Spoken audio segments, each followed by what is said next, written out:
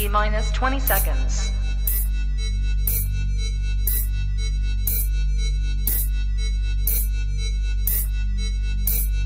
10, 9, 8, 7, 6, 5, 4, 3, 2, 1, 0.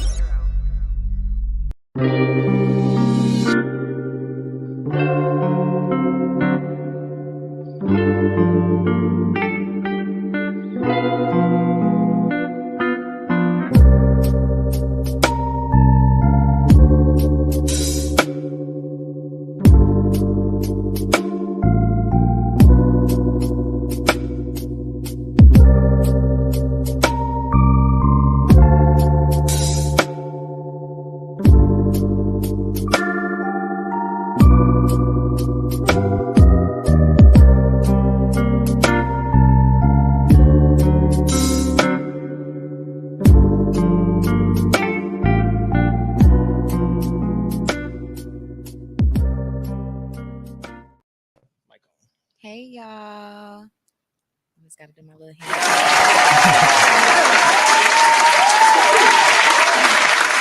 Hey y'all, woo woo woo. Welcome to the Shine Your Light podcast. Of course, I am your host, LeChelle Hooks.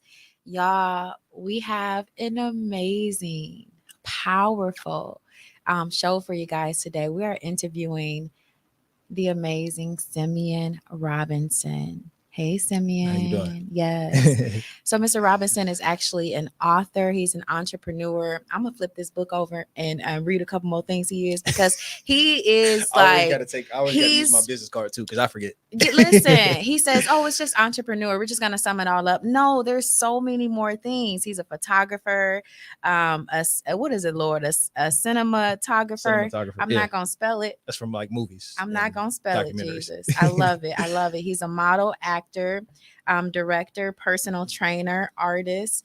And now he's an author once again of the book, A Note to Self, an absolutely amazing, amazing book.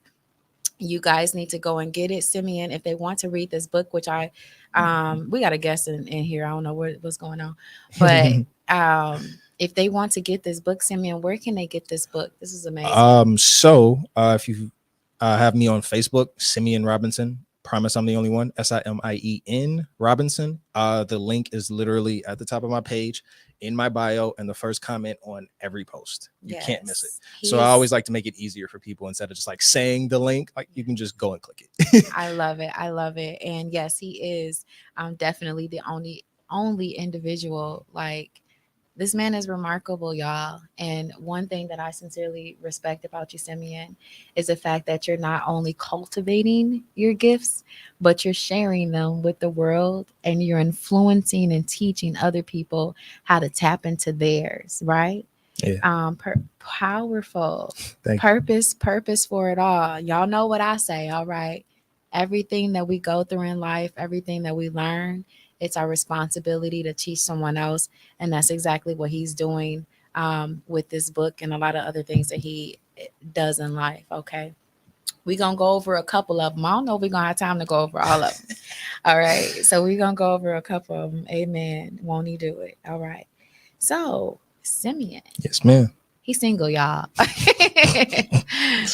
Ladies, I'll just let y'all know. Y'all know I'll be pairing people up. Young 26-year-old man, single. Ladies, just awareness is everything. Just be aware, ladies. All right. So we won't get into that right now. You already blushing, Lord. We won't get into it right now. But we will get into this book again, A Note to Self. So, Simien, I learned a lot about myself reading your book. Wow. But I want to know from you, what did writing A Note to Self, mean to you? Well, I titled it A Note to Self for two reasons. One, because it literally is a note to self. I started writing it December. I had the idea to write a prompt December 13th, telling myself where I wanted to go for the next year, start the next year, and to continue moving forward. December 14th, I realized I have a lot to say. This is going to be longer than a prompt. So that day, I started writing the book. December 14th. We finished writing January 14th. That's crazy. You wrote this in 30 days? 30 days. Wow. 30 days. It's powerful. And the entire journey is on Facebook. I still have to make like a album. I still have all the lives. So I don't even know if you can make lives into an album, but I'll try to like at least record those and put them on something for everybody so they can literally see the journey. But 30 days. And for me, it just literally meant having to check myself. So I wrote it from the perspective of 30-year-old me.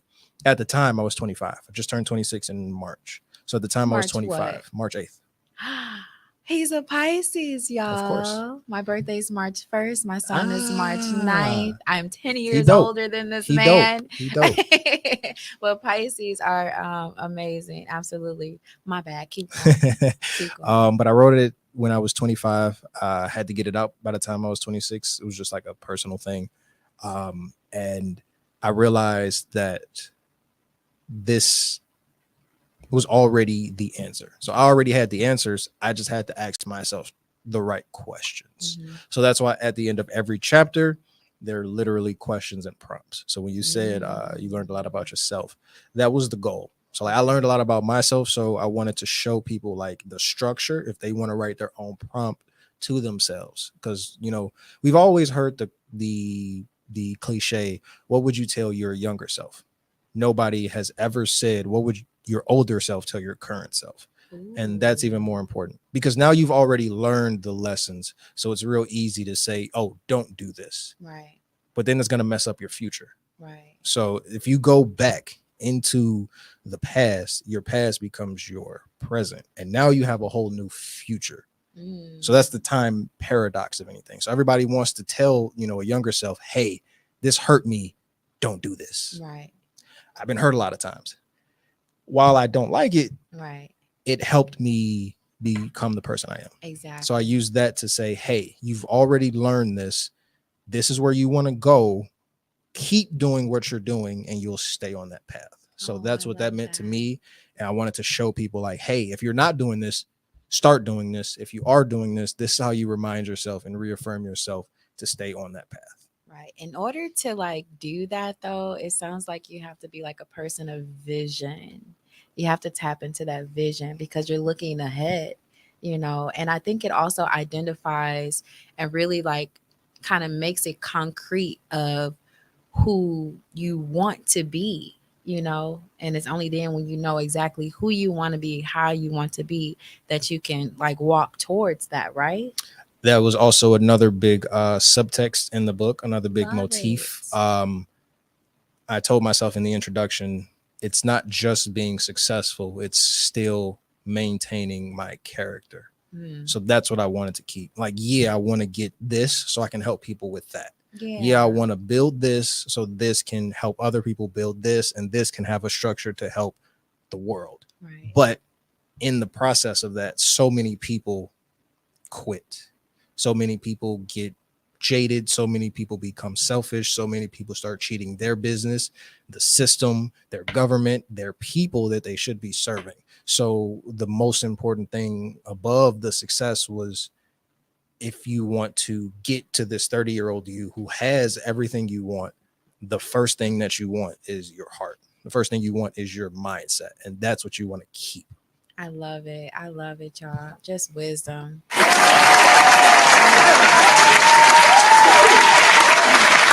Now I'm visualizing a real audience one day with those hand claps. Definitely. Okay. But in the meantime, we're going to use what we got. Amen. Won't he do it? Jesus. All right now.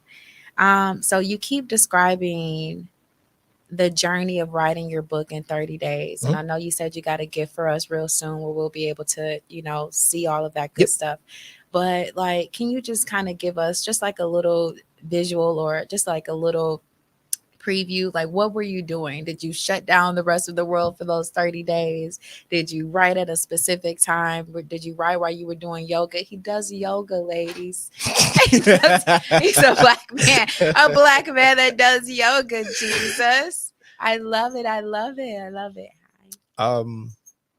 As far as doing anything, the only thing I did was create guidelines and create rules for myself that I would write at least an hour a day, every day, regardless of what was happening. That's And discipline. that I would be totally transparent. So I didn't think about anything. I didn't edit anything until introduction, chapter 1, 2, 3, 4, conclusion. Love it. Then I went back and like, oh, okay, cool. I need to change the words or I need to move anything. But I literally had the dream. I stayed consistent with it and saw the end in mind. So even in the book, I said you have to start with the end in mind. And so many people don't start writing their book because they're not thinking about, oh, I'll be an author, I'll have this book. They're thinking about, oh, I have to make a book. They're thinking about all the pages. They're not thinking about the end, Right. fin, conclusion, whatever you want to say. They're not thinking about, you know, what that process is going to take them through and how that process is going to make them better. So for me, it was literally like, even if I don't release this book, this is for me. Right. So like so many people don't do their art or don't believe in their art because they are doing it for everyone else. Ooh. They're doing it for the community. They're doing it for their friends. They're doing it for their quote unquote family. They're doing it for attention. They're doing it for money. They're not doing it because they love to do it anymore. And when you really love to grow and you love to learn, especially about myself, I was like, oh, snap. It's pretty good. I gotta keep going. I gotta keep going. I love it. You're like dropping so many gems, you know, just even thinking about, like, I never thought about thinking about the end game of whatever that goal is. I always kind of thought you're taking everything day by day, but no, thinking about the end game provides that like structure. Because nobody it's a nobody in destination. NASCAR starts a race and says, you know what? I just want to run these laps. Right. you want to get to the finish line. Right. And you want to get to the finish line first. But in life, it's a marathon. So you literally just have to figure out where your track is and figure out where that end of that circle is. Because that end of that circle starts a new circle. So when you realize like, oh, okay, cool, I've learned this lesson. Now I have to use this lesson to continue to grow and learn other lessons. A lot of people aren't winning in their race, or a lot of people aren't going around the track because they're still at that lap and they haven't passed that finish, so they can't start a new one. Ooh, powerful, y'all. Like, there's so many things I could dissect with what he just said, you know, because in his book, he talked about like the different levels and how you can't go to the next level until you know, accomplish what needs to be accomplished or learn what you need to learn in that particular lesson or in that lap, I should say. But listen, we're gonna be here for 3 hours. Okay, there's so much wisdom and knowledge, y'all. Y'all gotta trying to move book. it. I'm trying to give you the do TED yo talk. listen, Trying to give you the basics. Jules, get this book, A Note to Self. I promise you, it'll make you a better you. In the book, you also talked about changing physically changing before changing mentally. Like, what did you mean by that? So everybody usually has a euphoric moment, a eureka. Oh, cool. Somebody said this. I got to do this. Your life won't change until you start doing it. So your brain will move before your body does, but your body still has to move. Otherwise, any of those neurons, any of that information your brain is sending through your body, it won't make a difference. Right. So you can have the plan, but you still have to execute it. So it's kind of like, what came first, the chicken or the egg? Right. Chicken is the activity. Chicken is the physicality. The egg is the mentality, because until that egg hatches, it's just an egg. Right. So until you actually have the physicality, until you actually have the action in front of what you say, you're just going to be talking or thinking. So that's why I said the physicality is before and more important than the mentality, because your mentality can change, but your physicality can't. So you have to be consistent in what you say you want to do. So like, you can't say, oh, I want to lose weight tomorrow. Next week, I'll start the diet. August come. September. It's stay fair. I'll start Stay September. out my business. No, I'm just I'll start kidding. September. You know what I mean? So Right, you have to have right. that action because, you can have the best laid plans, but Right. Who you been talking to, Simien? Stay in my business. Ain't nobody got time. I said I was gonna start, Jesus. No, I'm just kidding, y'all. I'm actually doing really well on my yeah, you are. I saw. physical journey. Thank you, and I've been very consistent with my diet and my workouts as well. And I appreciate you recognizing Of that. course. Thank you. It means a lot. So, what advice would you say you would give someone who has all of these like ideas and these dreams and wishes? They want to look a certain way, they want to be a certain way, but like you said, they're almost in a stuck position. Their action isn't meeting their words. What advice would you give them to kind of nudge and push them forward? Figure out your why and then figure out your who. So why do you want that? And who are you and who will you be once you get that? So a lot of people only want to lose weight because they feel they're fat, not to be healthy, not to or to be desired by somebody else. Yes, you said it, not me. Yeah. They only want to lose weight because they don't like how they look, and nothing is wrong with that. Right. It's what will you do once you get there, because that's what determines if you stay healthy and stay fit, right, or you gain that weight back. Because if you're just doing a fad diet, if you're just trying to lose 10 pounds in 4 weeks, it's not healthy. It's gonna come right back. It's not healthy. It's going to come back, and depending on how your calorie structure and your macronutrients are structured, it's going to come back harder. Right. So let's say you're cutting out all the sugar in your diet, but now you have more fat.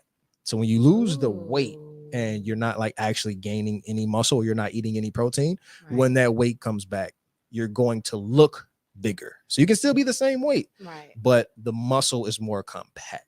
Yeah. So when you don't have that protein or you don't have that balanced diet, you're going to look different. So who will you be when you get that, and who are you now? If you don't love yourself now, you won't love yourself then. You can learn it. Yeah. But you still have to ask that question. Who? You have to figure out why. Why am I doing this? Me, I started working out because I was like 140 in high school. I'm 5'11", and at the time wore size 12. Not a good combination. He's swole over here, y'all. It's not a good It's not a good combination. I was just tall, like lanky. It's just like I hated it, and I knew like, say me. And at the time, I literally was just lifting weights to get to a certain goal. Right. At the time, I didn't know this would be like my second love. And I can help other people who don't feel the same, or who say, oh, hey, you must be doing A, B, C, D, E, F, G to get like that. I was like, nope.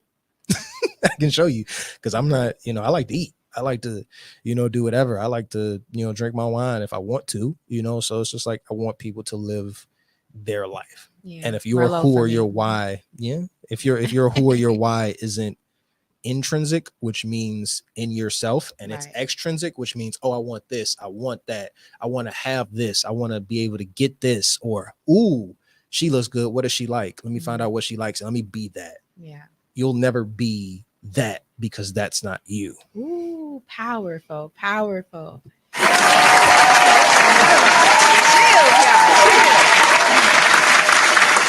Yeah, so I do recommend this for y'all too, especially if you do have like a weight loss goal, if you're trying to work out and all of that good stuff. Me, myself, my goal is to get abs. I want to get abs, right? I did vegan for 7 months. I did vegan for 7 months, and then I went to fish, and then I went vegan again, all of that. But the first time that I went vegan, I know that's right, girl. Go ahead. The first time I went vegan, I was not getting enough protein, and I didn't have like all of the information that I needed. It is, I'm a really good vegan cook right now, because I had to do the research. Get you a trainer. Get around people that know how to guide you to make sure you're getting all the nutrients that you need. Get your trainer, look online.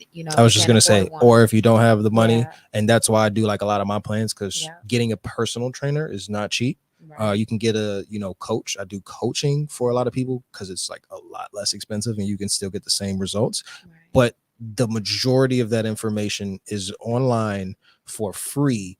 The rest of that information you can literally read in a book that is no more than $5, because you can get it from like a Goodwill, or you can get it from like a used bookstore. So if you want to get that education and you don't want to pay that money, there's ways around everything. Yeah. You know, if you don't spend the money, you're going to spend the time. So you're going to have to spend something, but you know, you can learn it yourself. I love it. I love it. I ain't finna keep hand clapping. I want to. Like, I'm telling y'all, A Note to Self is an amazing book. It is. It's a gift. It's your gift to the world, along with so many other things that you do. Now, in the book, Simien spoke so highly about the beginner, quote unquote, the beginner. Why is that? Somebody with no experience, that don't know how to do nothing, they're just starting something. Why do you have so much respect for the beginner? Because that's the hardest part. Yeah. Nobody wants to start something that they can see is going to take a lot of work. Right. Like, everybody says they want to write a book, but then you have to work on the outline, you have to work on the subtext, you have to actually write the book, then you have to get a first draft, you have to edit that first draft, you have to get your manuscript, you have to send. It's a lot of things. Yeah. So when people think about that, they're like, it's a lot of steps. I don't want to start that. That's the hardest part, because once you start and once you say, hey, I'm going to do this, the only thing that you have to do is keep doing that. So once you figure out what you have to do, which is the process of the beginner, and once you figure out the best way to do it for you, keep doing it. I love it. I love it. And it's like they're coming against fear. Yes. You know, so to be able to battle that and like get over that hump, and like you said, become consistent and keep going, that truly is like the hardest part. Yes. You know, getting over that fear. So y'all face your fears. That's the only way you're going to get to the other side, you know, to become the best version of you, to become, you know, who you want to be in this world. I always become use the gift that God created you to be for the world. I always use the example of bison. So if there's a storm, the only way for the bison to be safe is to run through the storm. Ooh. Because that's the shortest amount of time that they will be in the storm. If you run away from the storm is always going to catch you. But if you run through the eye of the storm, that'll actually be the safest spot, because then you'll come out of it. Oh, it's so powerful, y'all. It's so powerful.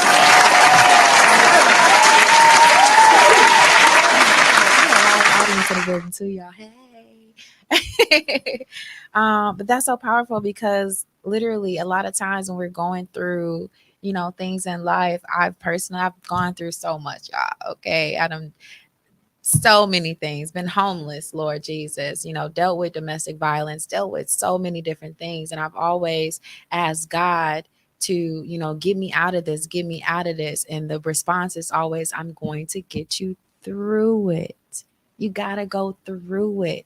And honestly, when you go through it, you're getting everything that you're supposed to have to go to the next level. God is equipping you, right? He's strengthening you as you go through whatever that thing is, whatever that storm is, whatever that season is. So we spoke, listen, he is so candid, y'all, and I respect it so much. You spoke in your book, A Note to Self, about having suicidal thoughts and battling with depression at one point. I've shared this on the podcast as well. You know, I've definitely had those same thoughts. You know, I've definitely dealt with depression and anxiety as well. And thank God, you know, but God that he got me out of that, right? And allowed me to find my purpose. How did you pull yourself out of that? At first, it was my nephew. I moved to Milwaukee when he was born. From where? Where are you from? Chicago. Oh, I'm from Chi-Town too. Okay. Woo, woo. Okay. Keep going. My youngest sister had him at 16. Okay. She was not ready to be a mom. My parents, they're good. They're better to my niece and nephew than to me. Obviously, I feel like most people feel like, oh yeah, you're great grandparents. Oh, we're cool parents, but you're great grandparents.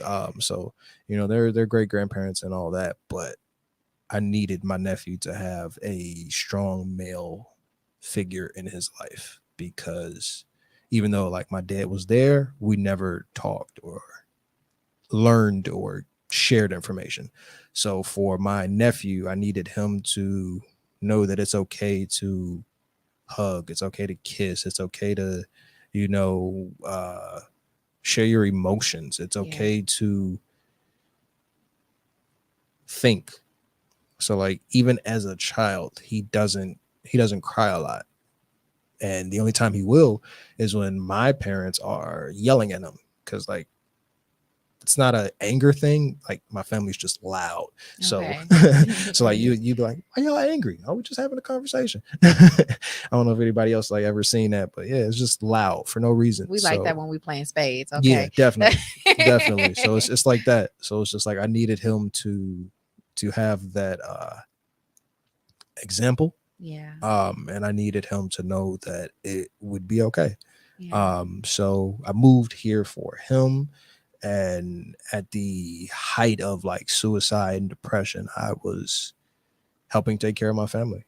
I had spent hella money to fix the car for them. I can't even drive because I actually have an eye condition. We're going to go into that. So I can't even drive. But I helped fix the car for them, bought them a washer and a dryer before I had moved in. They didn't even have a washer and a dryer. Which speaks volumes about your character and who you And are. at the time, I was working at like Walgreens for like $10.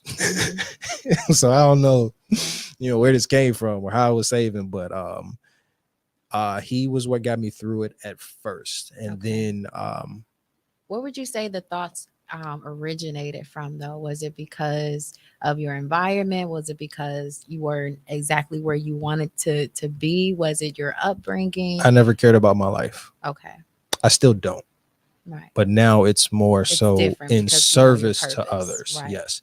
The Bible says he who values his life shall lose it. Amen. He who doesn't shall find it. Exactly. So when you give service, when you help others, when you are there and you can make someone else's life better, right, regardless of what you're going through.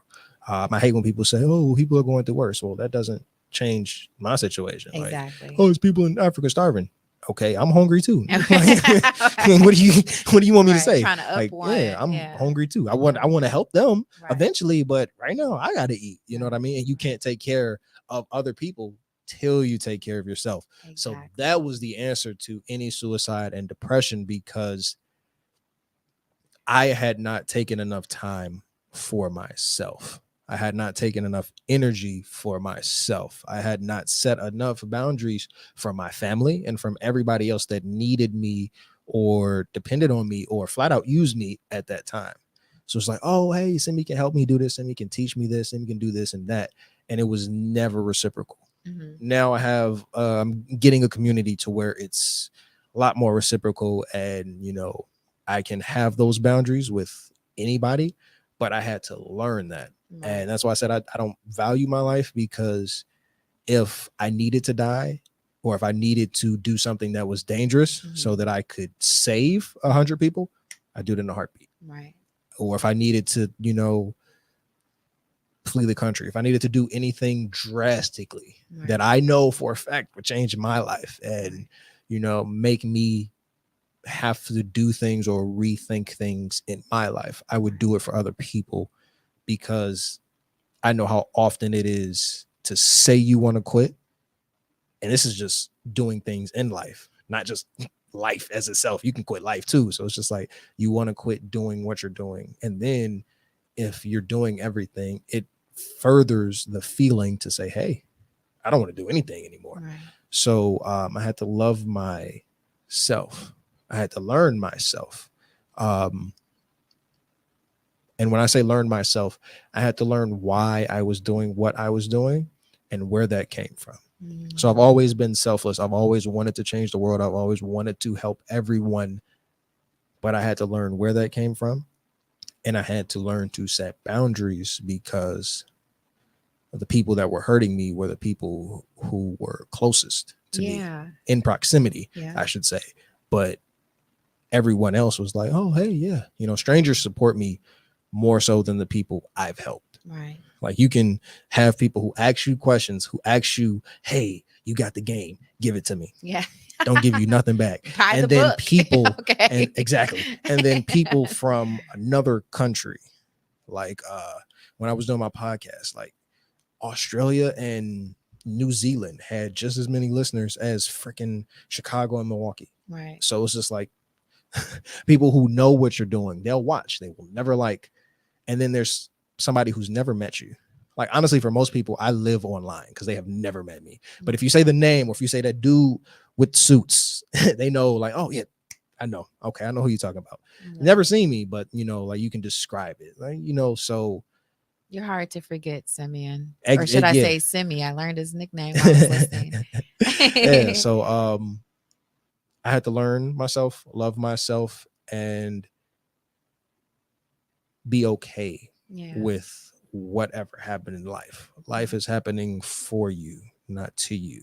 Amen. And when you remove yourself from life, I love to sit in nature. I read outside. I read an hour a day. I try to do yoga. I do yoga at least an hour every Sunday. I did it today too, and I'll definitely do it tomorrow because it just helped. But for me, it's nature and realizing how grand and grandiose that everything is. So when you realize that tree can get cut down, there's always another tree in the ground. You just don't see it yet. Right.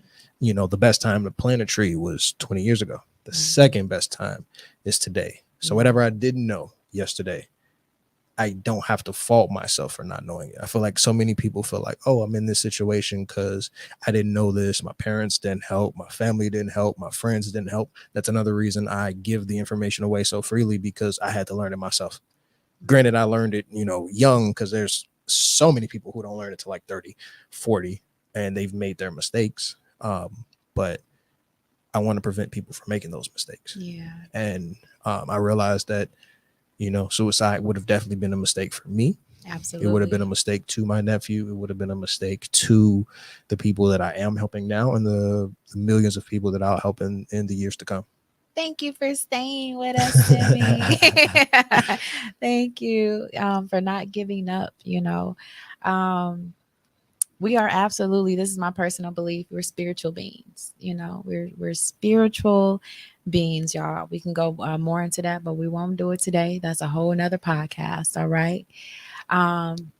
It seems like to me, just kind of living my life though, and what I've observed, what I've experienced, is like the people who had to fight for absolutely everything are like the most powerful people, right? Those are good like or bad thing, but you're right. God's people. Everything is a choice, right? Exactly. But the innate like character traits that God placed in you, those are the strongest. Yes. Yeah. Without Okay. a doubt. Listen, we ain't gonna get into the other ones. That's what I said. So one way or the other, those are the strongest people, because you have to make it in that storm. But you make a choice. That's which side you want to be on. Yes, and Simi made a great choice, and he's helping individuals today to make a great choice as well, right? And how they want to operate and how they want to be in our lives. In the book, you also talked about being it's almost like a Marvel thing to me, Marvel story, but being a hero. That was another part of the subtext. Nemesis, yep. Right? Can you go into a little bit about that? What does that mean, becoming your own hero, or where I always say your best friend or your worst enemy? But what does that mean? Gotcha. So the underlying subtext, the underlying theme and story of the book is becoming your own hero. And a lot of people, everyone wants to be their own hero. Everyone wants to be the best version of themselves. But you can't do that until you realize you are also your worst version of yourself at the same time. So you can't truly be your own hero until you realize that you are already your biggest nemesis. So every good choice that you make, there is a possibility that you can make a bad one. And when you realize that, you think more about your choices. You think about the repercussions of your actions. You think about the pathway that you are taking. And if you continue to make the negative decisions. I won't say wrong decisions, because even if you make a mistake, even if you make a negative decision, you can still learn from it. Right. But if you continue to make a negative decision and you do not learn from it, you are your own worst enemy. And a lot of people will never be their own hero because they think the government is the biggest enemy. They think the race is the biggest enemy. They think that their upbringing is the biggest enemy. They think that they blame everybody else, everything else. And I don't believe that there is anything in life that I can't change, that I can't overcome. So that's how you become the hero, because a lot of people think that you have to have something special to become a hero. All you have to have is the decision to become that, because Batman ain't have no powers, and he's like Mount Rushmore of all superheroes. There's thousands of superheroes. You got Superman, you got Batman. Those are going to be the top for like DC. So, you know, it's like you don't have to have powers. And I think that speaks to the volume of your choices and, you know, what you want to do, because like I said, you got Superman who has all the powers, and you got Batman who doesn't have the powers, and they're still on the same team. They still respect each other as equals. So if you want to be your own hero, you have to realize where the problems lie. And if you don't, then you're going to continue to say that's the villain. And regardless of how many times you beat that villain, you're never going to change, because that's not the villain. You're beating the wrong people. You're turning yourself into the villain, because now, as much as you hate what you think is holding you back, you are now doing that to someone else. Powerful. Hold on.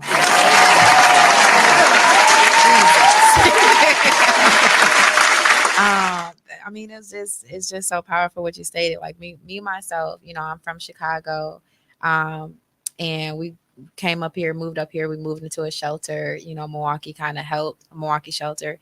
They kind of helped my mom and, you know, my sister, me and my sister get on our feet, right? So my sister would always say, as we were going through, you know, the struggle, not, you know, having the nicest clothes, you know, having nappy hair, Lord Jesus, and all of this stuff, and going through all this stuff, she would say, it's not about, and everybody else say this too, but it's not about the cards you were dealt. It's about what you do with the cards. It's about how you play them. And a lot of people are in a stuck position because they're too busy focused on the cards that they were dealt, instead of what to do about it. Instead of, you know, how to make it better, you know, focusing on their situation instead of the process of making it better. You are your own hero. You said in the book, no one's coming to save you. You have to save yourself. Right. And on top of that, I'll say they never play their hand, so they'll never get a new one. So it's not just getting the cards you're dealt. If you don't put those cards out, if you don't get rid of those cards, you're stuck with those cards. So you're like, oh my gosh, the dealer's against me. No, dummy, you are. Right, exactly. Go to the next. You have to go through it. Go to the next. Like, don't nobody like playing spades with anybody that reneges, or it's like, oh, how many books you got? I got 2. Bro got all the aces, all the 10s, all the clubs. It's just like, come on now. Give me all the spades, Jesus. Deal me a 10, exactly. Lord. Amen. Won't he do it? I'm a spadeologist, y'all. That's another story. Okay, stay focused. Stay focused. Okay, so you also talked about, ladies, listen up. Listen, fellas, listen too. You talked about the power of the male ego. Can you explain to us just like the positives and the negatives, would you say, of the male ego? Well, I talked about the ego in general, but I use my literal, because like the book is from me to me. So I use me as a male. That's the only thing that I kind of genderized. Everything else is neutral because it's for the reader. So I don't use any pronouns like in the book until I talk about like my specific ego or the ego that I've seen in my community. So the ego is, like I said, it's a decision. Like I said about being your own hero, it's a decision. So it's not a negative thing until you make it one. So having a power doesn't make you a hero or villain. What you choose to do with that makes you a hero or villain. Because everyone assumes that, oh, Simien's confident. I'm not.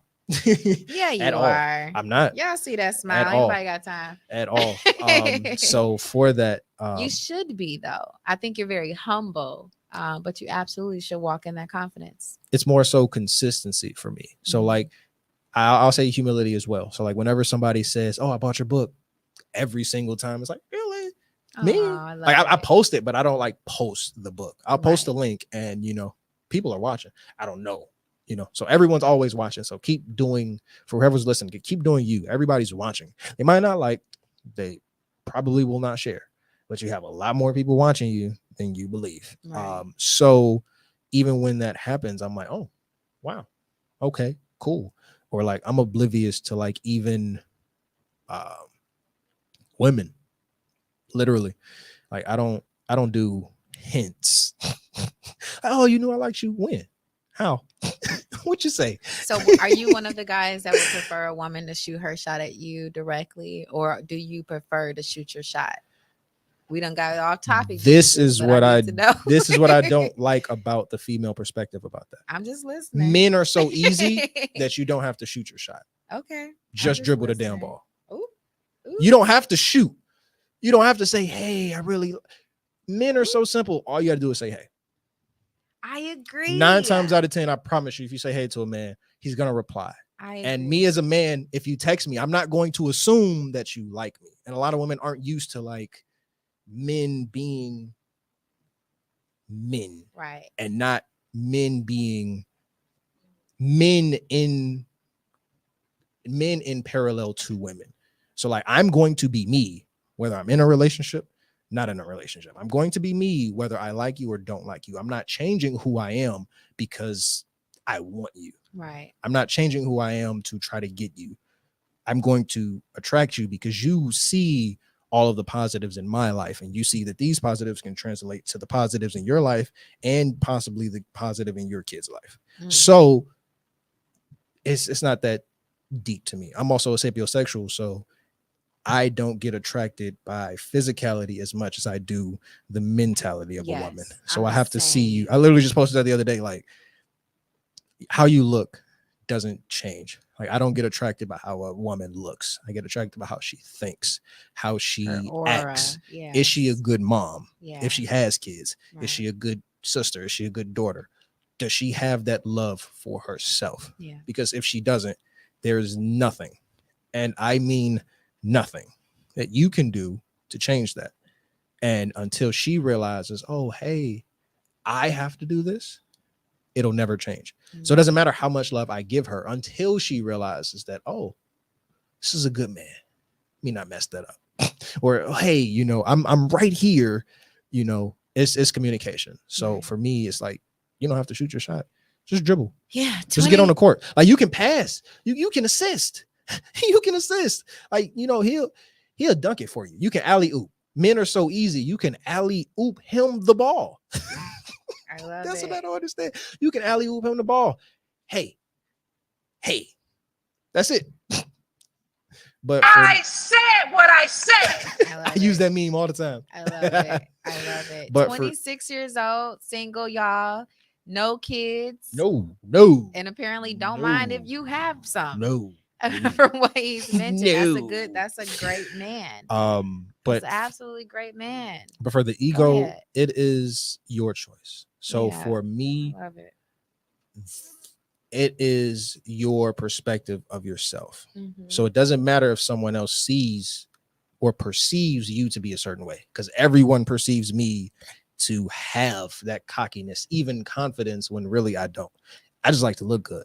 I love to smell good. I love to talk and articulate myself well. So it's not for me showing, or it's not for the relationship to anyone else in or around my life. It's for me. Exactly. So a lot of people will do those things for other people, and that becomes the ego. So it's the choice on, hey, do I want to have this money just to get these women? Do I want to have this money just to get these cars? Do I want to have this money just to get this status, this stature, this clout, this position? Do I want this raise just so I can have the power over other people the same way other people have the power over me? Right. Do I want this BBL so I can look better, or do I want this BBL so I can attract more men? Don't do it. Do I want to lose weight to attract other people, or do I want to lose weight because I don't like the way I look or I don't like the way I feel? Right. Until you realize that, hey, I want to be the best me, you're always going to try every new diet. You're always going to try every new fad. You're always going to try every new surgery. You're always going to try every new friend. You're always going to try every new relationship. You're always going to try every new thing. And you're going to realize that the things you think are new are the same things because you aren't new. All right, preacher, go ahead. Hold on now.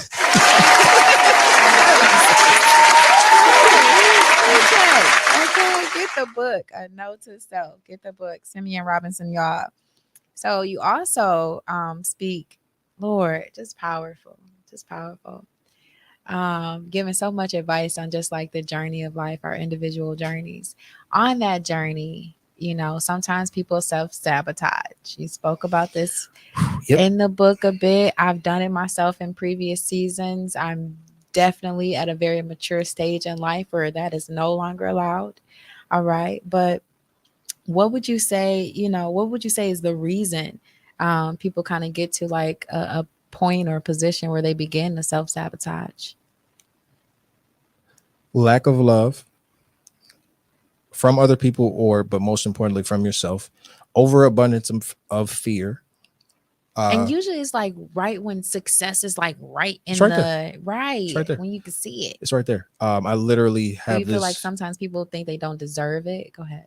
Definitely. That is the, like I said, the lack of love. Yeah. Because if you feel like you don't deserve the good things that are coming to you, or if you feel like you haven't put in enough work, so I'll use business. If you feel like you can't charge for your service, or if you feel like you can only have the cheapest price in the city in order to get clients, you're cheating yourself and you're cheating your clients, because you'll never grow.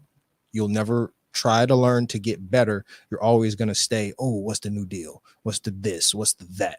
Walmart got big because it literally sold the cheapest of anybody. Like I just read the book from Sam Walton, the founder of Walmart, and he was like, our number one goal is to undersell everybody. That works if you are a bargain store. Right. That does not work if you are trying to grow. Right. It does not work if you are trying to have the most value in yourself. Because if the value only comes from the lack of worth that you see in yourself, which will cause other people to see the lack of worth in you and either take advantage of you, use you, or only be around you because they know that, hey, it'll make them feel better about themselves, you will never try to get better, or you will never try to better yourself. So do not self-sabotage yourself, because if you don't realize that you're doing it, again, you're going to blame other people.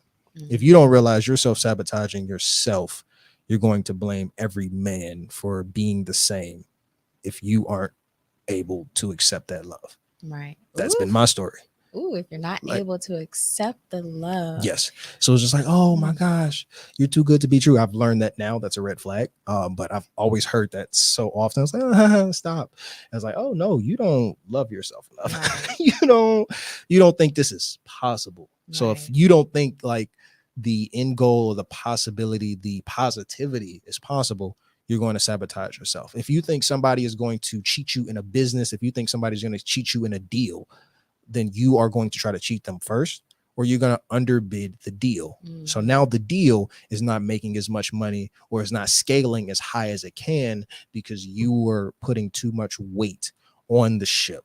Right. You're not getting rid of that anchor, and that anchor is you. If you think that anchor is other people, if you think that anchor is your family, if you think that anchor is money, and I'll tell people one of the best quotes I've ever heard: if you think money is the answer to all of your problems, you are either not working smart enough, you are either not working hard enough, or your problems are too small. Yeah, when you're walking in your purpose, money should not be the goal. It's gonna come. You know, if that's what God wants you to do, all of those other things that you want, that God knows you want, you know, it's gonna be automatic. You just focus on your assignment, right? Amen. And a lot of people can't focus on the assignment of loving themselves, learning themselves, and growing themselves. So if you're not focused on being the best you that you can be, the number one thing that follows that is self-sabotaging. If you are not trying to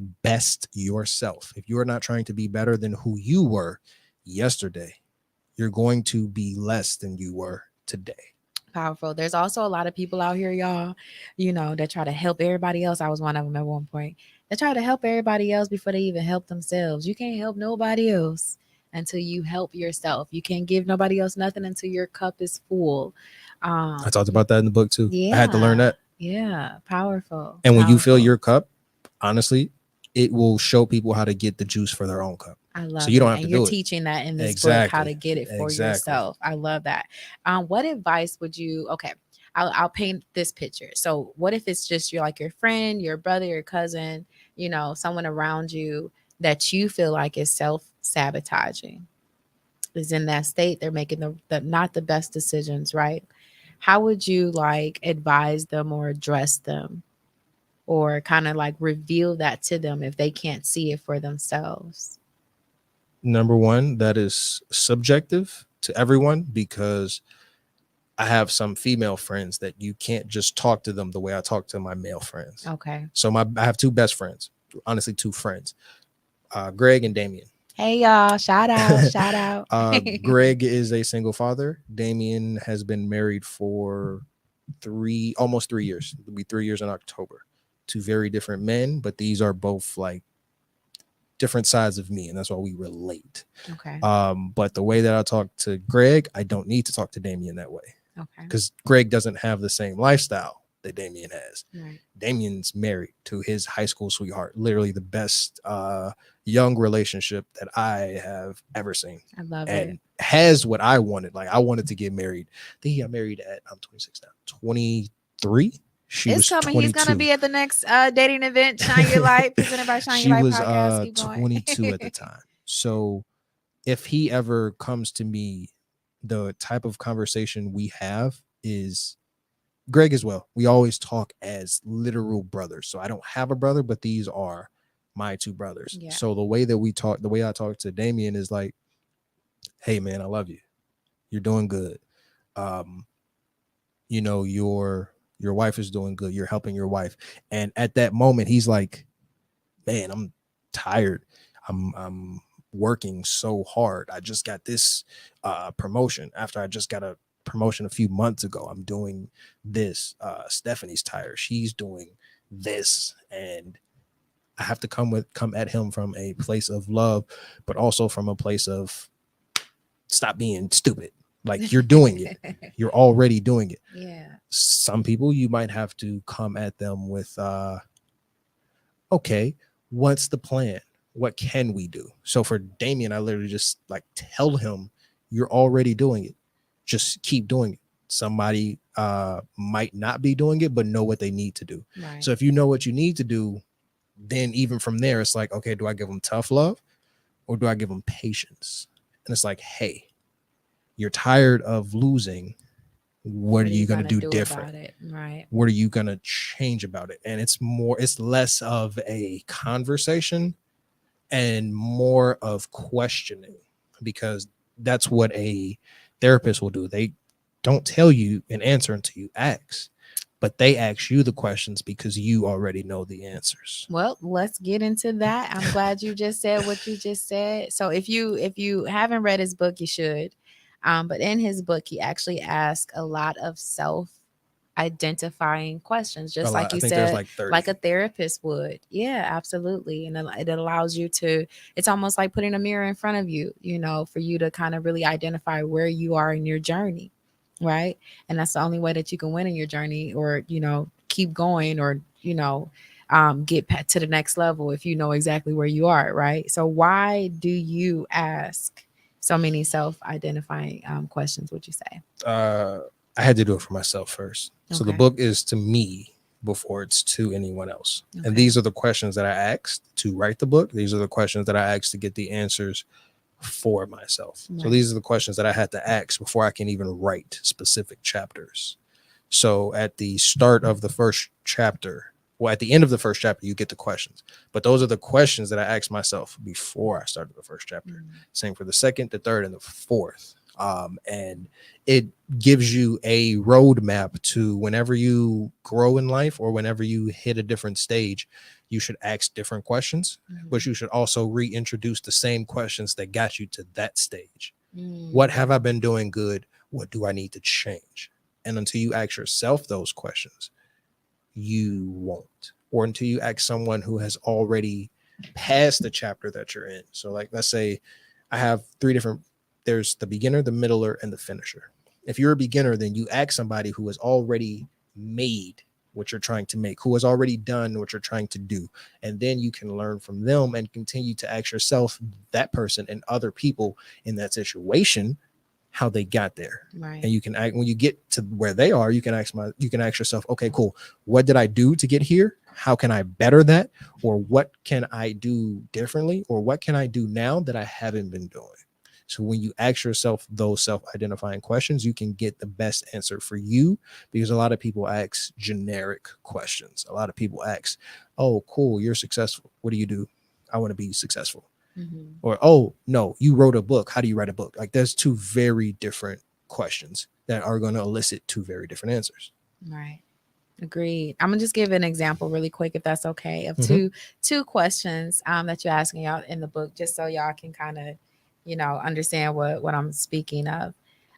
So like you kind of just said, he said, one of the questions is, what new powers do you have at this stage or phase? Again, you have to like read the book to understand what we're referring to, but what new powers do you have at this stage or phase? Another one of the questions is, are you better or worse at completing this?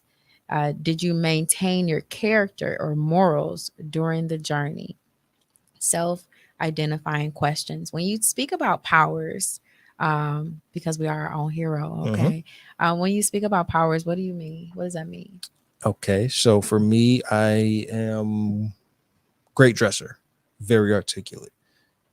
This is what I know how to do. This is what I know how to put into anything that I do. So when I write a book, that book is going to be very articulate. If I'm showing up to an event, I'm going to be the best dressed. Or if I'm helping someone get dressed, they ask me, like, oh, cool.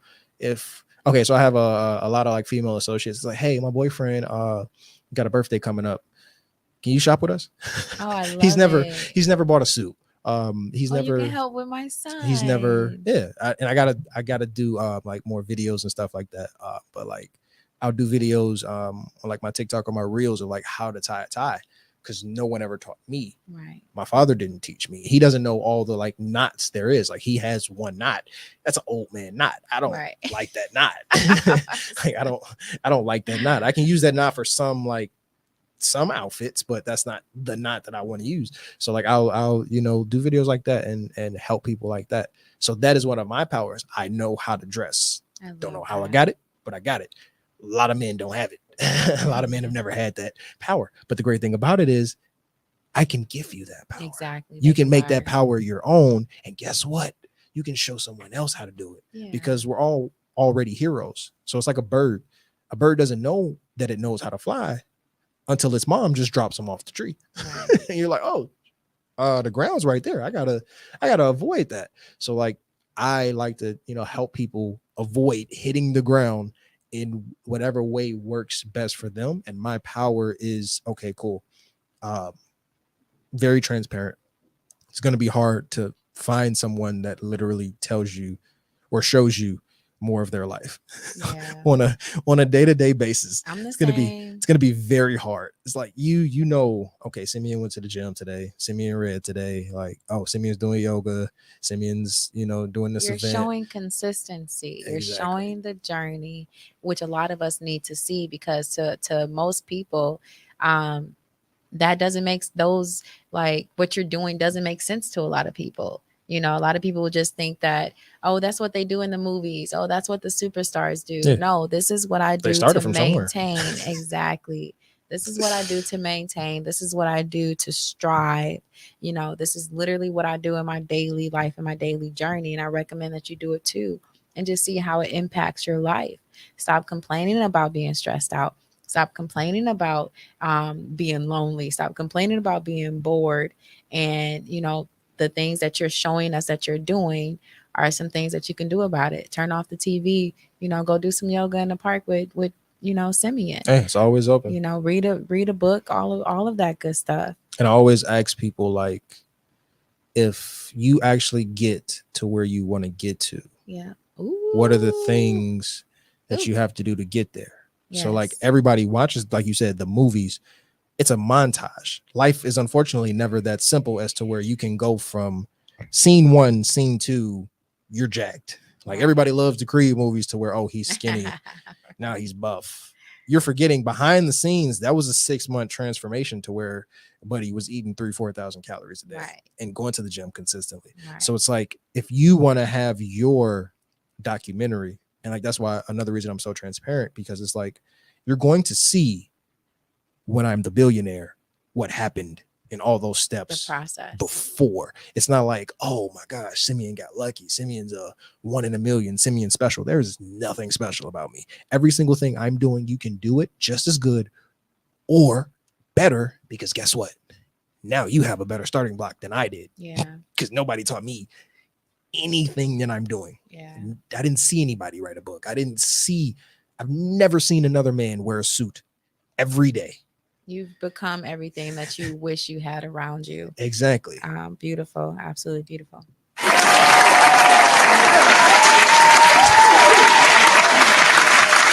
can see you doing like an event, or someone else doing an event, and you like having young teenage boys, middle school, boys, preteens, and like a tie, learning how to tie their tie type of event. If anybody got any event, I'm there. We need to put that together. Yeah, no, I do public speaking and personal motivation, but yeah, I've never like seen, there hasn't been an event. Yeah, I've not seen it of where like, you actually teach, for me, men certain things that they would need to, I won't say be men, but be better men. Yeah. So like, my son needs that. He doesn't know how to tie a tie. And you got to learn that before you go on your job interview. Exactly. A lot of people have never been told like, hey, look good when you go to the interview. Right. And it doesn't matter like what age you are, because I've seen some grown people. Yeah, mama bought the clip-on tie, Lord. So we gonna work on that. We got Simi here now. We got Simi here. No, but that's a good idea. I might absolutely. I might try to do an event. It's a lot of dudes that need to learn how to like I remember tie ties and etiquette. Yeah, I remember walking into a store, and I don't know why they saw me and thought I knew how, Jesus. But these guys came up to me. They were actually Indian guys. And they came up to me, and they were, I guess, fiddling with the tie. And he was like, ma'am, can you tie this tie for me? And I'm like, I don't know how. Because usually most men have never tied their own tie. Right. It's always been the wife. The wife. Or, yes. Yeah. Yes. I'm like, nope, I don't know how. I'm going to learn. So historically, the women were taught to tie ties just as much, if not more, than the men. Because if you're thinking 1950s and typical home style, we've all seen the movies. The men don't tie their own ties, especially not bow ties. Like a lot of it's easier to tie your necktie, but then a bow tie is a totally different thing. So it's like, when you learn one thing, it's like, okay, cool. A lot of people will stick with the neckties. They'll never go to the bow ties. Right. Because guess what? I don't know how to tie a bow tie. Well, now you can learn. Right. Like now there's no excuse as to not, but a lot of people don't know that they need to know what they don't know. Right. I love that. I don't know what that is. Oh, okay. I love that. So, Simi, like you'd actually reveal your diagnosis about your vision. Yes. Can you tell us what it is, a little bit more about that, and how it's impacted your life? So I was born with a rare form of retinitis pigmentosa. I'm not spelling that, y'all. Keep going. RP for short. Okay, there we go. What it basically means is my grandfather is completely blind. His brother was completely blind. It's hereditary. So my mom passed it down to me. And typically the men, because of the XXXY chromosome, end up with the disease a lot more prevalent than a lot of the women do. So my mom's fine, my sisters are fine, but for me, like my vision it's okay, but a lot of people don't know. Like I can't see at night at all. Very sensitive to dark. but also very sensitive to light. So like driving at night and nothing with street lights makes it hard to focus. Hand-eye coordination is a little bit slower than normal. Is that why you was dancing like that in that video? Which video? I'm just kidding, Oh. y'all. He got a couple dance You moves. funny. He got a. You Right. funny. I just be silly. No, Oh, you talking about the one I love just it. posted? Oh no, at the gym. Yes. At the gym, I'm just being stupid. I'm just being Oh, stupid. no, you were cooking. No, you were cooking in this Oh. video, and then you just got done. You made some really good food. Cooking, I'm very silly. You got I'm very done silly. washing the dishes, and you did a little dance. Yeah. So I was just making a little joke, Cooking, y'all, 'cause cooking, you I'm said very it's cooking. eye I'm very coordination, silly. hand coordination Yeah. is all. But Like, you who was don't two-stepping. who don't cook and cook and dance? Who don't clean and Yeah. dance? But Yeah, like, I love it. I love it. have you ever gone in a dark house from a sunny day? And Yes, your eyes and take a that- second to yes. adjust. For me, it's gonna be 5-10 times longer. Okay. So like my eyes adjust longer. When you see blue, like outside, I see Mhm. black. So if it's 6 p.m. to you, it's 9 p.m. to me. Mhm. My sun's already down. So it's just like that makes things a little bit harder. Okay. I don't drive because of that. So when people see like, oh, you're doing a lot, and then they realize like, oh, you can't drive, that makes it harder. How are you doing everything that you're doing? Right. And you have to do it, yourself, or you have to, take a few extra buses, or Even you in have the to take a few extra daytime? trips. That's the crazy part. So like if I'm doing an event and I get there in the daytime, but it's nighttime, Okay. I can't drive. Okay. So I would Right. still have to like Uber home and then have to Right. Uber back. It's It's just a lot. Yeah. it's a lot. So I just don't do it. And for me, I would never put like the safety of another person in danger, Right. because the crazy thing with my eyes, I can switch off at any time. Okay. So my eyes can like lose focus for a few seconds at any time. Right. And there's no like warning. There's no couple blinks. Oh, it's coming. It's just like, oh, close your eyes. You can't see right now. You got to breathe. You got to chill. Right. The last place you want to do that Is while is behind the driving. car, especially in Milwaukee. Yeah. Especially these Yeah. people can't drive already. Not at The all. last thing I need to do Jesus. is to be in the middle of it and have to like maneuver out of that. I'm like, all right, cool. But towards next year I will get like tested to see what options there are. Crazy thing is there is no like cure or anything. So it's just like if I do ever lose my sight, that's it. So it's just like and I've always known that. So like when you grow up 2, 3, 5, 8, 12 years old, doctors telling you, why aren't you blind yet?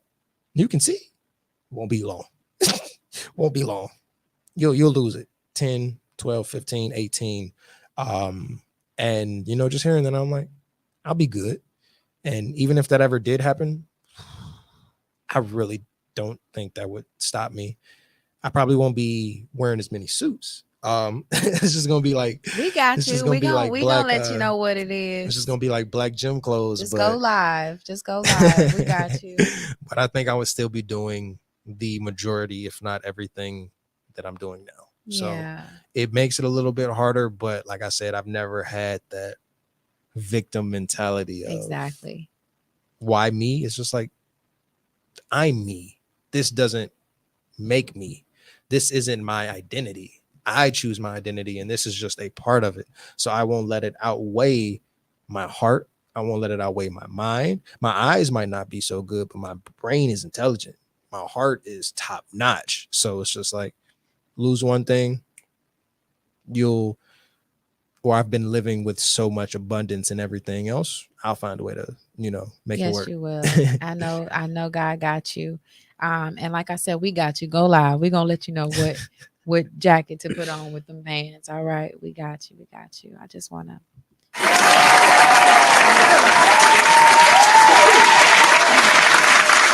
and to me, that's just such a beautiful testament to, not allow anything to stop you. Don't yes, we all go through things. Yeah. Yes, we all have challenges. There may be a disability there. There may be, something that you think or other people may think is holding you back. But Truthfully, you don't allow Exactly. anything. So that's why I'm like so open with it. You know, if anybody knows me, they already know about it. Because I don't bring it up all the time, but you really don't. whenever exactly. So like when people are like, I know wouldn't that. have known unless I read the book. Because yeah, like nobody's like, I didn't know that. You don't seem like anything would be holding you back, let alone one of your 5 senses, you know? Exactly. So it's just testament to, if you want it bad enough, you'll figure out a way to make it happen. Like, No I don't have a car and I'm excuses. still the first one there. Like, I'm still You was on time. definitely the first one here, guys. So it's just like, be what you want to be, and My regardless of, apologies. no, you good. I was just saying, like, in general, like Yeah. I'm always the first. I pride myself on, like, if I'm not 15 minutes early, I'm late. Yeah. So it's It's a just, great mindset. it's how I choose to live, and the eyesight is literally just a part of how you have to operate, but it doesn't mean that I'm operating less. Right. So I have to change how I do a lot of things, but that doesn't mean that change is down. Oftentimes that change is just linear, or that change is like more preparation so that I can like scale up eventually. Okay. I'm gonna get in your business just a little bit, then we're gonna get back to these notes. What are you running into in the dating world? You know, because I asked them earlier, like, why aren't you married? Not yet? anything anymore. Before this past year, a lot. But this past year I've been meeting this past year I've probably met like the most loving women I've ever met. Oh, I love it. So, you know, I love it. there hasn't been any issues. And I'm always the type of man to be like, okay, cool. Even if we don't work out, even if we're not like the most compatible, even if we realize like, all right, cool, we're not working in the same direction, or we're not going in the same direction, or literally like life happens, we're going in 2 opposite directions. Like, hey, I got to move to New York. Oh, you got to move to California. Cool. You know, like life happens. So, even then I try to be like friends first before anything. Yes. So I'm always there. I wish at I the had my end. little bell. Friends Friends first. Yeah, before this year, that's never been possible. Okay. I have ran into a lot of women with not a lot of knowledge on being loved by a good man.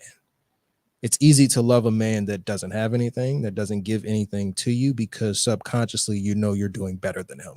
A lot of women don't like to date equally or date up. So if you see a man that, I get this a lot. You're out of my league, or you're too good to be true, or I'm not ready for it. I appreciate that one. I appreciate that I'm not ready. That's honesty. Like, okay, cool. You know, you got some stuff to work on. Cool. I appreciate that. We could be friends. We could be cool. We could be cool. We can go to the gym. We can do yoga. We can do whatever, but it's not going, you know what I mean? It's not going to go past that platonic level. Right. But those issues have always been people not loving themselves and not realizing who they are. So my biggest issue that I've ran into with women of all ages, I've started dating seriously at 14. Around 18, I started to date older. And from 22 to 25, I was dating much older. So this is case studies from about 18-year-old women to 45-year-old women. What? Yeah. Whoa. 45.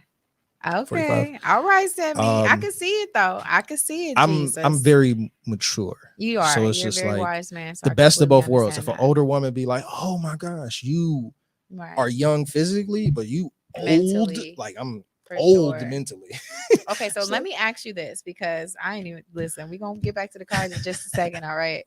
I got them here, y'all. So I gotta take advantage. I gotta take advantage. So for me, I haven't been on an actual date in over a year, right?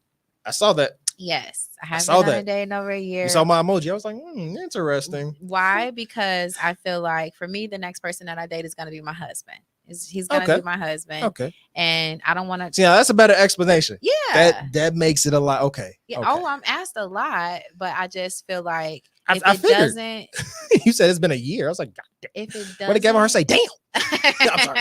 It's okay. If it doesn't line up though, I just, like I said, I don't want to waste your time, and I don't want my time wasted. My time is very valuable, and so is yours. I'm a person where I don't want to hurt anybody. That's just how I am, right? So this is my question, right? Because you just said the same thing that I do. I feel like a man and a woman can connect as human beings. Yeah. We can be friends. Yeah. You know, there's so many things and so many ways that I can positively impact the people around me lives, men or women, Yeah. right? But like you said, you know, you'll be friends with these women, but what if, like, is that toxic, would you say? Because now I'm asking because, you know, what if those women still like you? Like, are you know what I'm saying? Like, Communication is very key. are you off the hook at that point? Because you've already laid it out that we can be friends, but you know, initially they liked you. So with me, this is what I tell them. Like, we It's can usually the hang opposite. out. It's usually the opposite with women, though. So See, men for make their me, intentions. if you like me, That's what we're I'm saying. not gonna hang Because out. we make our intentions plain. Y'all don't. That's So true. I've always witnessed, hey, Oh, let's we're be friends, friends. and then Then she 2 love months you. later, you know, I've been like you. I'm like, what is you talking about? Okay, Like okay, I've run into so many women like, hey, you can be my Oh, trainer. We can do wow. this. We can do that. And then they like, oh, hey, let's be friends. I'm like, okay, cool. I'm a friendly guy. Yeah. I'm real easy to talk to. I'm Yes. quiet. Like, I'm not gonna go out of my Doesn't way to seem start. like it. That's me. So I'm like transparent. But when you see me outside in a group of people, I'm always controlling my environment. So like we have good energy. The environment's controlled. When I'm just like out around strangers, I'm in the corner. Right. I'm from Chicago, so I'm in the corner watching the door. He's observant. Yeah. So for me, it's always been the opposite. It's always been like, hey, you're a good man. Let's be friends. And then somewhere down the line, it's like you've already in your mind crossed that line. And now I got to bring it back, or now I got to like end it because now you're in your feelings because I don't feel the same way about you that you didn't tell me you felt because you wanted the other thing. And a lot of women don't like to be the ones to initiate that conversation. If you tell a man you want to be friends, so many women say, oh, there's no men that really want to be friends. And then they meet a man that want to be friends and you want to be more. You have to start that conversation. you have to start the conversation. A lot of women are not going to do that because of fear of rejection. Ooh. So it's different. Like men make it plain because every man has been rejected once. So whenever women say, oh, I'll never shoot my shot, I've been told no once. Now, okay, I'll clarify. I will not shoot my shot, but it's not out of a fear of rejection. I think I'm a little bit more like traditional. Old school. Yeah. But like you said, a woman just has to dribble. If she's interested, like my energy is going to speak for itself. If I'm truly like, I'm nice to everybody, so don't take that as anything. But if I'm truly interested, he's gonna know that I'm really interested. You know what I mean? But what if you're interested from afar and you get to know this man on a whim? That's what's always been my case. So that's what I'm saying. Okay. So I like, can see that. If we're cool, we already are platonic because I'm not going to cross that line. If any woman's around me, she's going to feel safe. Oh, like as a photographer, as a model, as a trainer, I love it. Like you're not going to feel like he's hounding he's doing anything. Right. Like Simi's not doing the most. Like anything. Yes. So it's just like I take that very seriously for one. Yeah. So like even then I'm oblivious to a lot of women liking hinting. Oh, okay. Because a lot of women be like, oh, I'm like, ma'am, what? Right. When? How? You ain't never even said, hey. The last relationship I got in was 2 years ago. Wow. I posted it on Facebook. There were several women I have never even spoke to that got upset. Feelings hurt. I was like, feelings who are you? First of all, who are you? I was like if you had that opportunity, because for me, I don't go on social media. Mm-hmm. So like if you see me and you're like, oh, cool, I want to get to know this person. It doesn't have to be relational. Right. It could be familial. It could be platonic. I just want to get to know this person because this is a good man. I need a good man in my life. When a woman says that, it doesn't always have to be your man. Exactly. I'm so for that. Like humans connecting with humans. You know, I don't feel like every single man, I only can have one husband, right? But it doesn't mean that God doesn't want me to connect to other males in different ways. And I can absolutely be a light in a lot of people's lives if they allow me to be. and don't just look at me, in that one way. Exactly, because then you might miss a blessing. So there's certain Yes. things that I've learned from women because they have been so open Yeah. because they didn't like me. So I was like, oh, you and your friends Honestly, trash. I think they just probably felt safe with you. Oh, That's what it is. That's another thing. Yeah, they probably still liked him, but they felt so safe with him. I've had that. I've had that Yeah. happen. One time I got cheated on and she told me like everything. Wow. Well, typically when it's happened, She they'll was tell a me everything. fool. They'll She tell was me a everything. fool, guys. And I'm like, okay, all right, that's interesting. And they're just, oh, I just feel comfortable. It's like, you felt comfortable to talk to me, but you didn't feel comfortable to like tell me this before or right. not or do tell it. me what the issue was prior Exactly. to it. So like most of my happening. relationships, I've always either been lied to, cheated on, or she was not Wow. ready and she self-sabotaged. But every single time has tried to come back.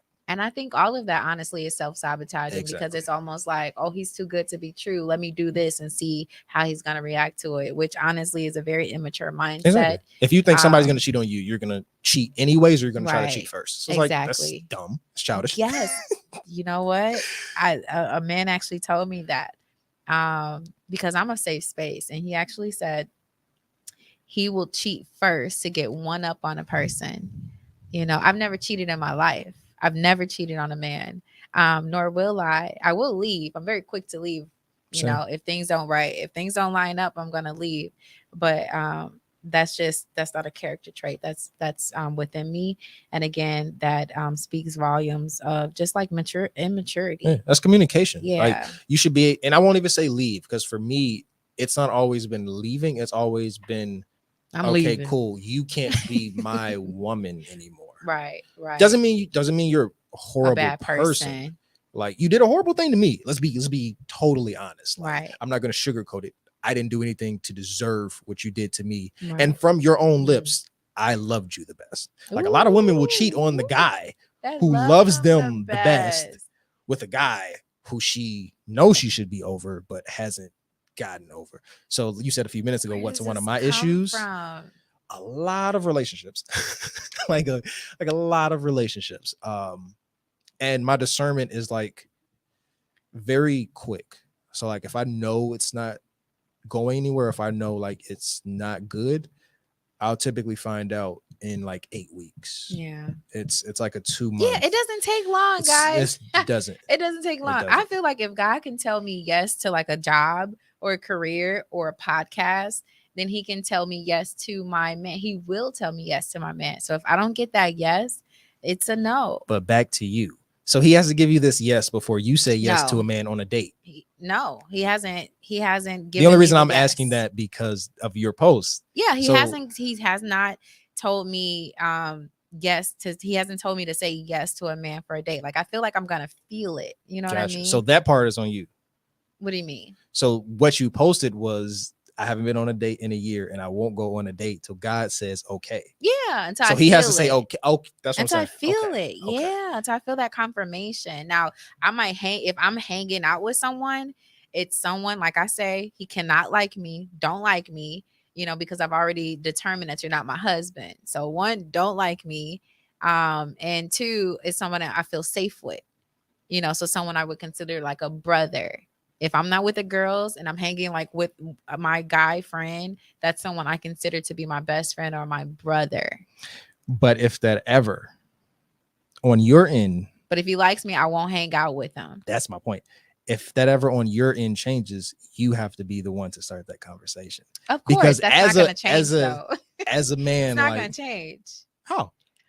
Because there are specific things that are showing me why I wouldn't date that person to begin with. So, I'm not going to complicate that.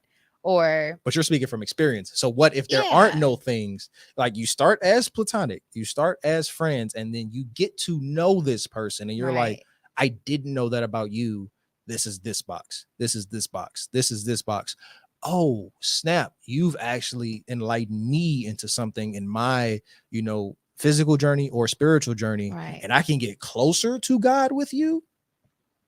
That's different. That is different. I agree with that. But at the same time, like all of the people around me, honestly, because I'm so cautious of the people that I have around me in my immediate circle. All of those people are people that are our purpose people. Like, yes, we are going to be getting closer with God together and building all of that good stuff, but it still doesn't have to be in a romantic light.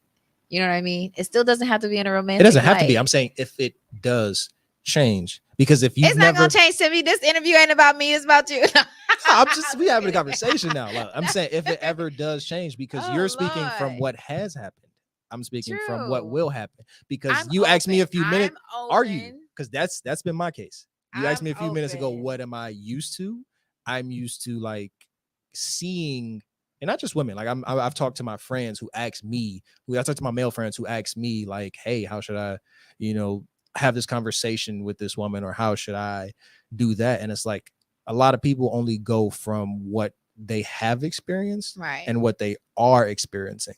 But oftentimes, especially with God, he might not give you what you are looking at first. Because the ram in the bush. Somebody else said that. And I agree. I agree with so I'm saying, so as long as you're open, I get it. What I'm looking for is not like how a man looks, how much money he has, or anything. And that's what like I'm saying that. when that comes in a relationship, because I can tell like you're not superficial. So that's what I'm saying. It's not going to come at first. It's going to be a spiritual Exactly. connection. It's not going to come at first at all. It's going to be a spiritual connection though. Like I feel like it's just, you know how they say when you know, I feel like I'm going to know. When? I don't know. That's my point. So now you're seeing my point. If you don't know when exactly. So that's all I'm saying. Okay, I get that. That's all I'm saying. I'll be open because like you said, closed ears equate to a closed mind. Exactly. That's what he said. I have to learn that myself. What does that mean? Okay. Closed ears equate to a closed mind. You said it differently, but go ahead. If you're not listening, you're not learning. Okay. So if your ears are closed off to what someone is saying because you're only going off of what happened in your life and your experiences, you're not learning. So if you're living from a poverty mindset, you're not going to grasp what someone from a abundant mindset is trying to give you, because they don't have to worry about their expenses. They don't have to worry about their living expenses. They don't have to worry about their saving expenses. You don't even have a savings account yet. You don't even have an investing account yet. So the things that this person is saying to you, if your ears are not actually open, your mind will not be open. If you're not actually listening to them, to listen to them. And a lot of people will listen with a mindset of, I'll hear you out, but this is how I've lived. So this is how I'm going to continue to live. Right. This is how I've always done this. So this is how it's going to continue to be. But they want a certain thing. So you want a raise, you want a specific job, you want a marriage, and you've been doing the same things, right or wrong. Because a lot of people have been doing the right things, but been treated wrong. A lot of people have been doing the wrong things and coming in with the wrong, examples. So you've been doing the same things, but sometimes you might need to change what you're doing or add to what you're doing. Add to who is around you, add to what you're learning and what you're taking in, or take away from what you're, taking in. Because a lot of people are used to just listening or talking about trash, about nonsense. So when I'm coming to you telling you about, okay, cool, have you heard about the avocado situation in South America? You're like, what are you talking about? What are you? I love avocados. Wait, what are you talking about now? I was just watching a documentary, and the avocado farmers aren't getting paid what they should, because as usual with corporations and capitalism in America, more profits, we don't care about the workers. Wow. So it's just like, that's my biggest problem with like people who I love avocados, who tell so we me need like to get that together. Okay? That's what I'm saying. Like that's my biggest problem with people who tell me, oh, you got to eat this, you got to eat that. Do you know about the people who are farming what you're trying to give me? Like, I can't even eat that with a good conscience, because I know like none of the people farming for your coffee, none of the people farming for your avocados, none of the people farming for your eggs, none of the people farming for half of the vegan, like they're not living right. Right. And that's part of, what I want to change eventually. So it's just like, have those conversations. Right. And for me, I'll never be vegan. Never be vegetarian. But I have so many of those friends. Yeah. So we can have those conversations and we can like, wait, you want to do it just for like 21 days? Okay, I'll try. Like a cleanse. I'm saying I'll never be it. Okay. I will never be like, you know what? I'm gonna make a decision to not eat meat no more ever in my life. And personally, I never say I'm a vegan. Okay, I always say I'm on a vegan diet. So I would say because vegan. if I do want some chicken, I will get some chicken if I want. But that's what's so good about it, because if you're not eating it consistently, when you eat it that one time, it's not going to change your dietary makeup. It's not going to change your gut because you have been eating so good. But if you are only eating meat and you're like, oh, I feel sick. Guess what? That's because you're only eating that one thing, and you're eating too much of it. Too much of anything can be a bad thing. The Bible says to do it in moderation. So it's like you have to realize what is in your life. Get and that for balance, me, exactly, for me, it's about balance. So I try to have, as much from different ages, from different races, from different experiences. And when you take that and you listen, and you are listening from a perspective of understanding them and not listening from a perspective of, okay, you're my friend, or you're talking, I'm being respectful and I'm just listening. There's a difference between hearing and listening. So if your ears are closed to listening, then your mind is going to be closed to learning.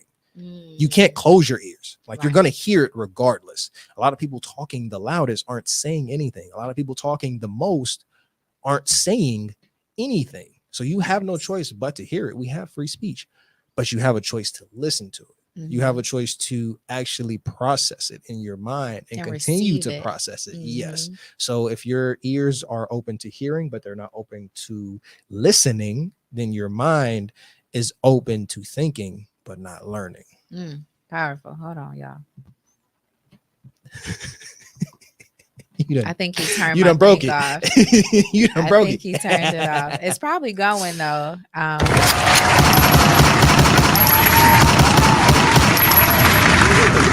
I didn't even press the gunshots, Jesus. I don't know what's going on, but that's all right. So he kind of broke the book down, y'all. Like the beginner, someone beginning their journey, the middle part of the journey, and like the finisher, right?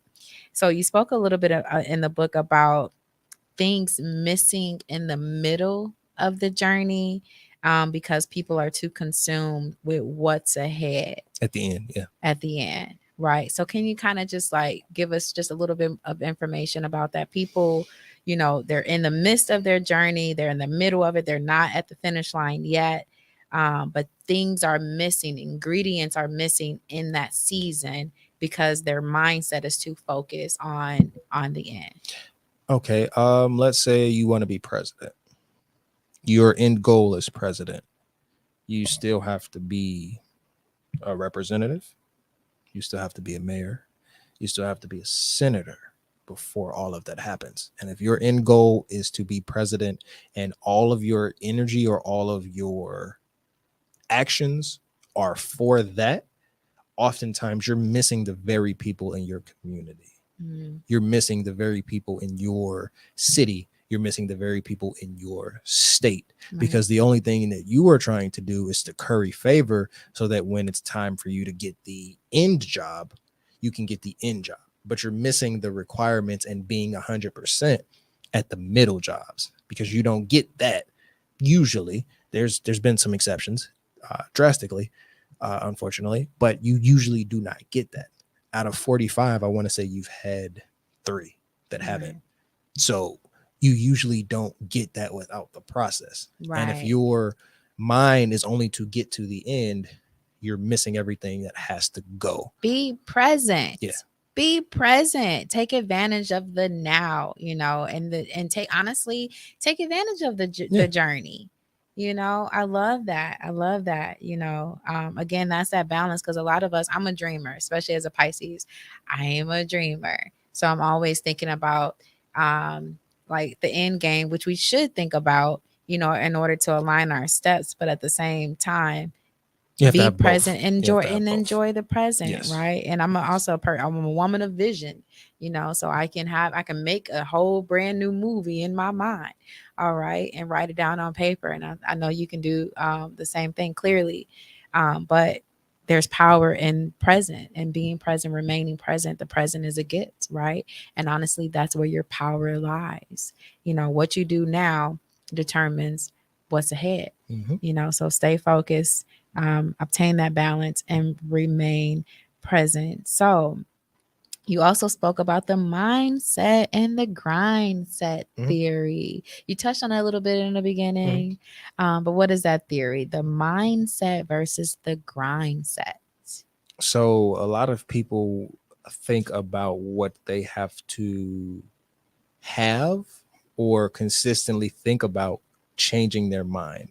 This is why I say you have to change physically before mentally, because the grind set is what do you already do personally that you are great at. Learn that, hone that, better that, and that is your grind set. If you are good at planning, that's your grind set. You can be a planner for weddings. You can be a planner for events. You can be a planner for a corporation, a company. You can be a planner for a nonprofit. But that is your grind set. That is what you do the best for you. That is what you do better than anyone or different from anyone. For me, my grind set is transparency. My grind set is consistency, ruthless, determination. Ruthless. Like nothing that anybody Nothing does can change what I want to do. If I want to help, I'm going to help. If I want to go to the gym, I don't care if it's raining. I done came to the gym soaking. Discipline. Plenty of times, because that's like I said I was going to do it, or it's already in my schedule to do it, and that's going to change the rest of my day. Right. So if I would have missed that and been, it's raining, I don't want to get wet, then the rest of my day would have been weird. And you're wondering like, why do I feel down, or why do I feel like unaccomplished? Because you already know in your heart or in your mind that you're not supporting your grind set. Wow. You're not supporting the thing that with your mindset makes it work, because you can have the best intentions, but without the best actions, it doesn't mean anything. Yeah. Like everyone's heard about the Good Samaritan because he gave. Nobody heard about him because he had good intentions and he wanted to give. No, he gave. So if you are not following your grind set, then your mindset is weakened by you. And then you're going to blame other people like, oh my gosh, why do I feel this way? Why do I feel that way? Because you're not doing what's best for your journey, your body, your future. You're not doing what's best for that. So everything's going to be the same. That's powerful. You're a happier you when you feel accomplished, guys. Yes, beautiful. So accomplish something. What do you hope people receive from your message? That I can do anything. That if I want it long enough, bad enough, strong enough, and I am consistent enough in my who I am, who I want to be, my why am I doing this for me and for other people, and I am consistent enough in the actions that I am doing to get there. And when I get there, can I still be me, and can I better myself from there? Right. Because if you only get there and you're like, oh, this isn't what I wanted, are you going to stop? Are you going to go back down? Are you going to, be like everybody else who gets what they want and then change? So it's like you can be whoever you want to be, but you have to start now. Right. Like if you don't give money when you have $10, you're not going to give it when you have $1 million. Facts. So you have to start like, okay, cool. You have to have a heart to do it. Like if you can't do it, you strapped, I totally understand. Right. But you feel something like, man, I wish I could have done this. I wish I could have, helped out. Yeah. And when you have a better opportunity or more opportunities to help out, you will. Yeah. But if you don't want to, when you have $10, you're not going to do it when you have $1 million. It's facts. You're lying to yourself. That's facts. So, and when you get it, you're wondering like, oh my gosh, why do I feel so unfulfilled? Because you're lying to yourself. So you have to have that grind set with your mindset to keep doing what you are good at and to get better skills. So the grind set is easy because nowadays you can look on YouTube and get a different tool. You can look on get a book and gain a new tool. You can look on Facebook, Instagram, TikTok.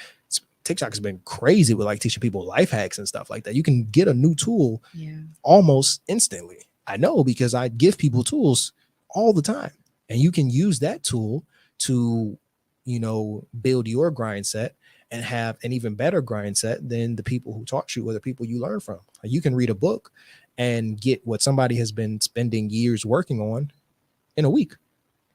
Powerful, y'all. Powerful.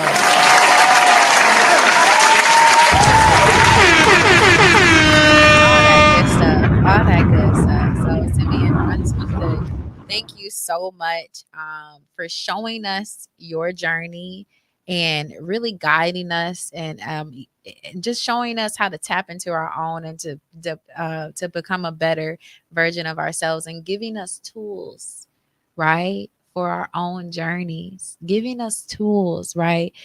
To show us how to get through from one season to the next, from one goal to the next, and how to keep going and keep going. You revealing your journey helps us with ours. So I just want to thank you so much for being an amazing example to the world, for giving us a beautiful gift, a note to self. Can you let us know one more time? Simien Robinson, y'all, note to self one more time. Where can they get this book? You can get it from my Facebook. If you add me on Facebook, it's going to be the first link you see. It's going to be in my bio. It's going to be everywhere. But the link is linktree.com/TOPCHEFENT. That's Top Chef Entertainment. That's my parent company. Just says that anything we do, we like to give food for thought. So that's a link for all of my social medias. The book and the ebook on how to write your own book will be there next week. Super humble, a Black man that does yoga, 26 years old, and single, author, entrepreneur, and so many more things. Again, thank you for just being a gift and for operating in your purpose. We sincerely appreciate it. And thank you for coming to shine your light on the Shine Your Light podcast. Is there anything else you want to say to the people before we let you get back to saving the world? I think we've said a lot. I think we covered it. I think we covered it. Yes, Lord. Well, we appreciate you. We want you to come back. This is your first and definitely not your last time on the podcast. Mm-hmm. So, guys, until next time, we will see you soon. Bye.